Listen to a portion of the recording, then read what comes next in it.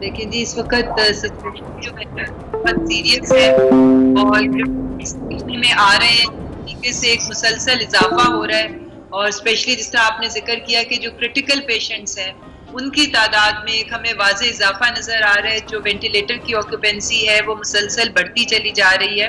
तो ये तमाम इंडिकेटर्स वो हैं जो कि शो कर रहे हैं कि इस वक़्त कोरोना जो है एक पीक की तरफ जा रहा है और तेज़ी से जो है वो इन्फेक्शन फैल रही है।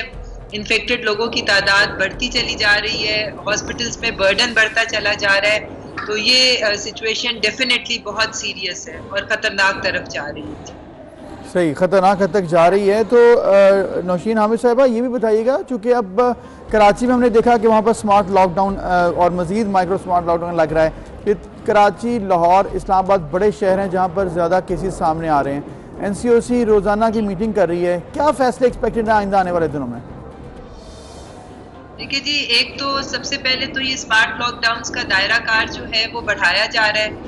उसके अलावा जो SOPs हैं उसकी इम्प्लीमेंटेशन को स्ट्रिक्ट करने की ज़रूरत भी है और किया भी जा रहा है। जिस तरह से आप देख रहे हैं कि बहुत सारी जगहों को सील किया जा रहा है, जहाँ पर हम रेस्टोरेंट्स हैं या मार्केट प्लेसेस हैं या कोई और पब्लिक प्लेसेस हैं जहाँ पर आप देख रहे हैं कि SOPs पे अमल दरामद नहीं हो रहा, उनको सील किया जा रहा है। वहाँ पे जुर्माने भी किए जा रहे हैं। फिर टाइमिंग्स भी जो हैं वो इन पब्लिक प्लेसेस की, चाहे वो मार्केट्स हों, शॉप्स वगैरह हों, उनकी टाइमिंग्स को भी रिड्यूस किया गया है। रेस्टोरेंट्स के टाइमिंग्स को भी लिमिट किया गया है, तो ये ताकि कम से कम लोगों का इंटरेक्शन और टाइमिंग्स को भी रिड्यूस किया जा रहा है। और हर जगह पे जो लोकल इंतज़ामिया है वो इस वक्त एक्टिव है और वो बाकायदा छापे भी मार रही है, वो विजिट्स भी कर रही है और जहाँ कहीं पर भी खिलाफ वर्जी नज़र आती है वहाँ पर एक्शन लिया जा रहा है। खिलाफ वर्जी नज़र आती है वहाँ पर एक्शन लिया जा रहा है। अभी जैसे डॉक्टर साहब हम बात कर रहे थे कि हलाकतों का अगर एक पूरा तज्जिया किया जाए तो कराची, लाहौर और Islamabad are the top cities जहाँ पर सबसे ज़्यादा ये काउंट रिकॉर्ड हुआ है अभी तक सेकेंड वेव के अंदर।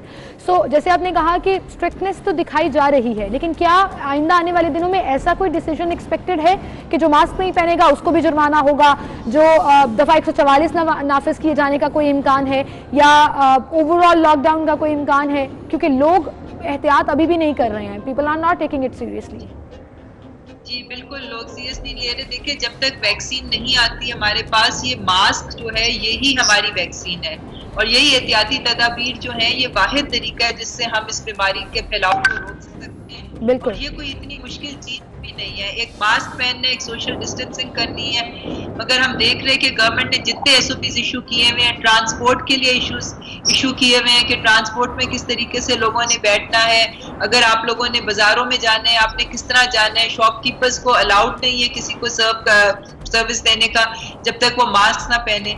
मगर अनफॉर्चुनेटली लोग जो हैं वो बिल्कुल भी जो है इसको सीरियसली नहीं ले रहे और इसी की वजह से हम देख रहे हैं कि ये ग्रेव कॉन्सिक्वेंसेस जो हमारे सामने आ रहे हैं। और उसके अलावा पब्लिक गैदरिंग्स जो हैं उनको गवर्नमेंट टोटली डिस्करेज कर रही है। गवर्नमेंट ने अपनी सारी पब्लिक गैदरिंग्स जो हैं वो बंद कर दी गई हैं, मगर हम ये देख रहे हैं कि अभी भी बहुत सारी जगहों पे पब्लिक गैदरिंग्स हो रही हैं। गो के ये शादियों वगैरह की एक लिमिटेड फॉर्म में और आउटडोर चीज़ों की इजाज़त दी है, मगर ये सीज़न दिसंबर का, क्रिसमस भी आ रही है, साथ शादियों का भी सीज़न है, तो इसके अंदर भी मजीद एहतियात की जरूरत है। जो गवर्नमेंट SOPs दे रही है कि मेरी अपील ये है कि उसको स्ट्रिक्टली फॉलो करें, तभी हम इस वबा के ऊपर काबू पा सकें। सही, बिल्कुल, इसमें कोई शक नहीं है। डॉक्टर साहबा, नौशीन हामिद साहिबा, जिस तरह से आप जिक्र कर रही हैं, ये बताइएगा कि आपने जिक्र किया कि मजीद सख्ती तो एक जानिब हो रही है, वहीं पर वैक्सीन की बात भी बहुत ज़्यादा हो रही है और पाकिस्तान में भी वैक्सीन एक्सपेक्टेड है पहले मार्च के अंदर तक नेक्स्ट ईयर। ये बताइएगा कि इस हवाले से क्या मजीद पेशरफ्त है, क्योंकि चाइना का तो ट्रायल चल रहा है चाइनीज़ वैक्सीन का, मजीद क्या अपडेट्स हैं इस पर? देखिए, चाइना के जो ट्रायल थे उसमें हमने 18,000 लोगों को, वॉलंटियर्स को वैक्सीनेट करना है और फिर उसके रिजल्ट्स जो हैं वो कंपाइल होंगे। 12,000 से ज़्यादा वॉलंटियर्स जो हैं वो वैक्सीनेट हो चुके हुए हैं, तो वो भी इंशाल्लाह तकरीबन इस महीने के एंड तक जो है हमें उम्मीद है कि हम अपना टारगेट अचीव कर लेंगे और उसके बाद रिजल्ट्स कंपाइल होंगे। रिजल्ट्स कंपाइल होने के बाद फिर ये जो कैंसिनो बायो की वैक्सीन चाइना की है, हमें उम्मीद है कि वो फौरी तौर पे चाइना हमें प्रोवाइड करेगा, क्योंकि ज़ाहिर है उन्होंने क्लिनिकल ट्रायल्स हमारे पास किए, उनकी मॉरल ऑब्लिगेशन है। दूसरी जो हम बुकिंग की तरफ जा रहे हैं जिस वैक्सीन की, वो भी तकरीबन नेगोशिएशंस जो हैं वो फाइनलाइज हो रही हैं। हमने उनकी एफिकेसीज को स्टडी करना है, उसकी अफोर्डेबिलिटी को और उसकी अवेलेबिलिटी के कौन सी कंपनी जो है वो हमें सबसे पहले वो वैक्सीन प्रोवाइड करेगी। और ये तकरीबन 7-8 कंपनीज हैं जिनसे पाकिस्तान की बातचीत जारी है। $150 मिलियन जो है वो ECC ने अप्रूवल दे दिया है, पैसे हमारे पास हैं और बस उनकी हमने अब बुकिंग कराने जा रहे हैं। वो भी आने वाले कुछ दिनों में हमें उसका रिजल्ट भी मिल जाएगा। मगर ये अवाम उसके ऊपर ये ना सोचे कि वैक्सीन आ रही है, उसको आने में अभी हमें 3-4 महीने लग सकते हैं 2021 के फर्स्ट क्वार्टर के एंड तक। तब तक हमें एहतियाती तदाबीर को स्ट्रिक्टली फॉलो करना है। बिल्कुल, मगर इस वक्त हुकूमत की पूरी जल्द से जल्द आ जाइए।